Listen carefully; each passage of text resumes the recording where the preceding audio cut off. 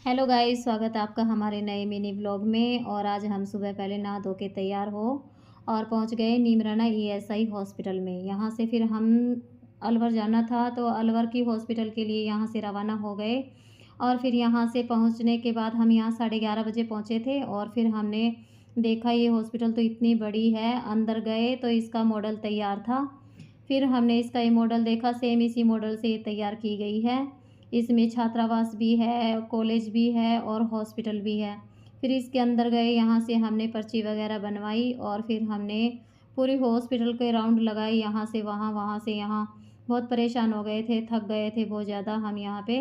और फिर शाम को जैसे हम निकले यहाँ से, तो ये अलवर की घाटी है जो बोलते हैं। यहाँ पे 52 मोड़ भी हैं और एक टनल भी बनी हुई है।